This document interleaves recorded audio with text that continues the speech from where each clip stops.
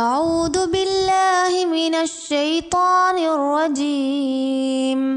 சபிக்கப்பட்ட ஷைத்தானை விட்டு அல்லாஹ்விடம் நான் பாதுகாப்பு தேடுகின்றேன். ضرب الله مثل عبدا مملوكا لا يقدر على شيء ومن رزقناه منا رزقا حسنا فهو ينفق منه سرا وجهرا هل يستوون الحمد لله بل أكثرهم لا يعلمون.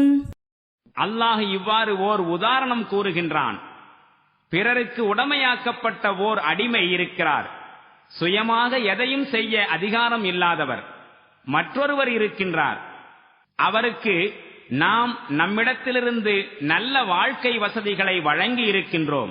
அவர் அதிலிருந்து மறைமுகமாகவும் வெளிப்படையாகவும் செலவு செய்கின்றார்.